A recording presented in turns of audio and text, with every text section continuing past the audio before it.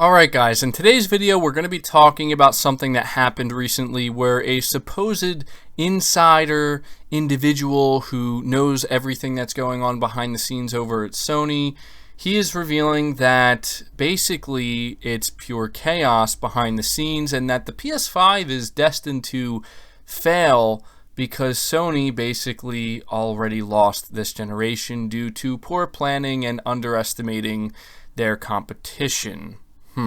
What does that sound like to you? Does that sound like somebody who actually knows what's going on the inside, or maybe somebody who's doing a little bit of wishful thinking? So yeah, we're gonna talk about this mainly because I've seen this actually start to gain some traction, and I've seen a lot of you asking me if I was actually going to take some time to talk about this. I wasn't sure at first, but once I saw that there was actually reports being written up about this, that they were really only telling half of the story, not the whole story. Now I decided I am going to make a video talking about this because not only is it, in my opinion, a little bit entertaining, but I think it's going to maybe calm some people's fears because this person really went out of their way to make it sound like it is really, really bad with Sony behind the scenes, and I'm going to have to call BS here. So yeah, if you could do me a favor, leave the video a like if you want to help it out, and hit the subscribe button as well so you don't miss any future content like this. But this comes from an individual called Jeff Rickle. Now, I never heard of this individual before, and the post we're going over, I believe, was just left as a comment on a YouTube video or a YouTube post or something along those lines. So as you can see, it's not really relevant in it of itself. However, what made it relevant is Daniel Rubino, the head of Windows Central, actually highlighted this, and he asked the question: fear, uncertainty, doubt, or legit concerns about Sony's PlayStation 5 having issues. Anyone following this stuff, talking to game devs and people in the know, have been hearing similar rumblings for months now. This just summarizes it well. Sony may have overshot and underestimated Microsoft. And he highlighted this post that we're going to be reading here. And this post, man, when I tell you it really makes it seem like it's doom and gloom behind the scenes there over at Sony, it really does. And I just don't believe it. Now, it's not, don't just take my word for it. It's not just me basically highlighting this and saying, oh, I don't think this is true because I don't want to believe this is true. What makes this extremely interesting is we have Jason Schreier kind of chiming in here and subtly letting everybody know that this guy is full of it. And so, yeah, as you can see, it's a pretty interesting thing that happened. And so what I want to do is start by reading this post. It is pretty lengthy, but I feel as though to give you the greatest context here, the best context that I can, it's worth going over all of this. So this is what Jeff Rickle had to say. Talk to the devs working on the games. I know several. I also know people developing directly for Sony. I work in the business in another sector. The collective feeling is Sony screwed up this generation. They underestimated Microsoft and were overconfident. Again, expect delays to the PS5 and heating problems to rival the Xbox 360. Sony is really concerned right now. Don't you find it odd they have yet to really show the hardware despite pressure to do so? Or to do so, I guess they're trying to say because of what Microsoft has recently done with the Xbox Series, because the hardware fails at an alarming rate. The system cannot maintain its clocks. The M2 gets hot quick. More throughput means more power consumption, means more heat. But even a PCIe 3.0 M2 got hot in the setup. The underlying issue is Sony did not realize the form factor needed to be changed, and now they are concerned about having to completely redesign it and have it look more like the Xbox Series Tower because it will look like they just copied Microsoft.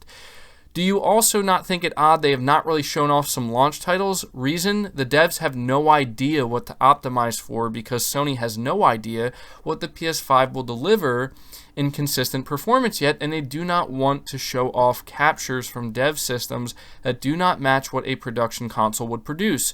The people I know closest to have said it's really bad. Sony is just hoping that the PlayStation name can help them weather it for 2 years or so that they can do a redesign. You've been warned. Sony rested on its laurels and took for granted what was going on. They heard rumors of what Microsoft was doing, but did not believe Microsoft could pull it off. Third parties verified Microsoft achieved all they set out to do and have tested the Xbox Series. Microsoft was very open about letting them. That is why Sony rushed things to try to get something out. Then seeing that Microsoft is ready to manufacture, right now caused some problems. The debate right now is, do they delay by 6 to 12 months or get it right, or do they force it out to keep pace with Microsoft and deal with the high fail rate and performance issues? I know for a fact attempts to optimize for PS5 take far more work than for the Xbox Series. The devs say the Xbox delivers steady power that is always predictable, while the PS5 does not, and is not even predictable all the time. This makes optimizing near impossible. It cannot always deliver the power you ask it to, even in short bursts. So I know that was a lot of reading, and maybe I messed it up a little bit, but it's a lot here. This was a long post, but as you can clearly see, this individual, Jeff Rickle, is painting an extremely bleak picture when it comes to not only what's happening behind the scenes with Sony right now, but essentially boiling it down to Sony already messed up this generation before it even started. Now look, I read this and I was like, I'm not buying it. I'm just not buying it. Like, I get why maybe somebody could come to this conclusion. I'm not buying the idea that this person is talking to developers who are relaying to him like, yeah, man, it's real bad. Like, because all I've been hearing from developers is that the PlayStation 5 is great. That's all I've been hearing. And I don't think developers would be saying that if it was actually this bad behind the scenes. So you not only have to take that into account, but what makes this extremely interesting, and in my opinion, what shuts this whole thing down, is when Jason Schreier chimed in and he said, what a coincidence that the person making these claims has a long history of tweeting about how PlayStation is doomed. And he actually went back into this individual's profile on Twitter and highlighted a bunch of tweets that they made, kind of pointing out that, yeah, Sony's been doomed apparently since 2016. Sony was doomed the second Project Scorpio was announced, and Project Scorpio was basically going to prevent Sony from having any more success with the PlayStation 4. In fact, this is exactly what his tweet reads. It'll be a nice send-off for PlayStation. They are done when Project Scorpio comes. One last good year for PlayStation. So, this is the mentality of this individual who's making this claim. Now, I don't have a problem with this individual. I don't even know who this individual is. But when we have people over at Windows Central kind of highlighting this and just trying to kind of create this fear, uncertainty, and doubt, as they put it, where, oh man, like we should all be worried. Listen, I'm not saying that there should be no concern when it comes to Sony and PlayStation. It's okay to have a little bit of concern because there's a lot of things going on right now, even just beyond the problems that they could be having internally with the hardware itself. There's a lot of things going on that are unprecedented that are affecting both Sony and Microsoft, and they don't really have any control of it. But listen, if you're sitting here thinking that, oh man, Sony's basically going to force a console out the door that's going to have high fail rates and serious overheating issues, after they've already acknowledged, Mark Cerny already acknowledged that they have a pretty lavish cooling system that they're excited to show off to people during a teardown. I'm pretty sure Sony has it under control. Now, am I going to sit here and say that none of this is true at all? Like, no. I think maybe some of it is. Like, I think you could probably put this together yourself, though, where, like, you see that maybe Sony was always trying to go for a maybe a less powerful console than what Microsoft was striving for. But then once they saw how powerful Microsoft's console was and they saw that, people are going to be paying attention to that T-flop number, maybe there's a chance Sony decided, okay, let's see how far we can push the clocks and how much we can overclock it and still keep it within, a doable range, like a possible range, right? And I'm sure them trying to do that probably made it so they had to kind of tweak some things last minute and maybe make some alterations so they can kind of get the cooling under control and make sure it's good to go. But again, I haven't heard, all I've heard from developers and from people who are apparently in the know are good things. And the only time I'm hearing bad things are from people with agendas. And that agenda being that they want Microsoft to dominate Sony next generation, and they basically want Sony to fail and have some serious issues. And when you read this, it reads like fan fiction. It reads like an Xbox fanboy's fantasy. That's really what it sounds like to me. Like, I'm not saying that Sony couldn't have any issues behind the scenes. I'm sure they do have some, and I'm sure Microsoft has some as well. But I don't think it's doom and gloom like this is saying. And I really have a problem when it says here that, you've been warned, Sony's rested on its laurels. Like, I haven't seen anything that proves that.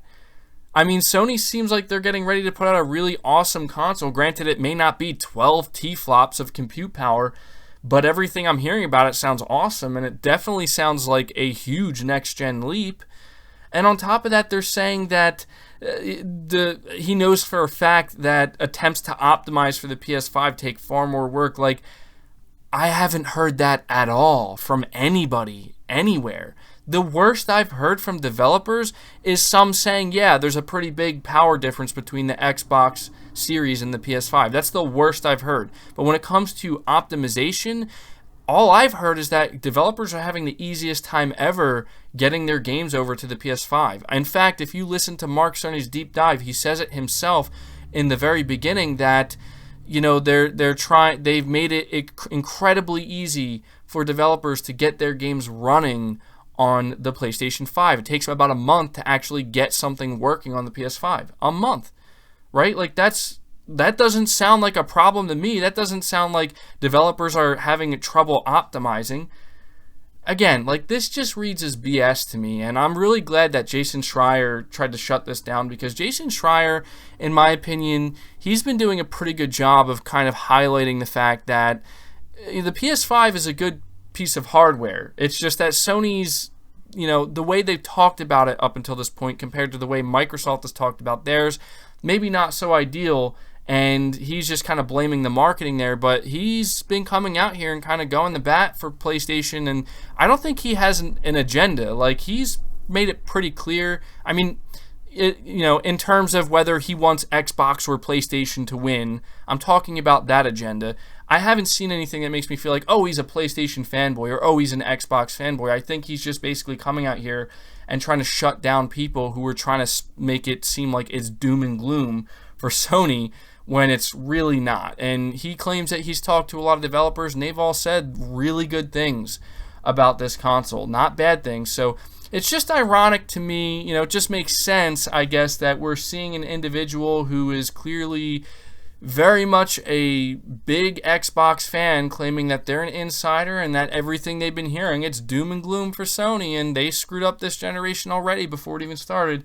I'm not buying it, but that's going to do it for the video, guys. I hope you did enjoy it. I hope you found it somewhat entertaining and maybe even informative, but I thought it was worth taking time to talk about. So leave your thoughts about this down in the comments below. Leave the video a like if you did enjoy it. Subscribe to the channel if you're new and haven't already. Hit the bell notification icon so you never miss an upload, and feel free to share this video out on top of all that. But until next time, guys, take care.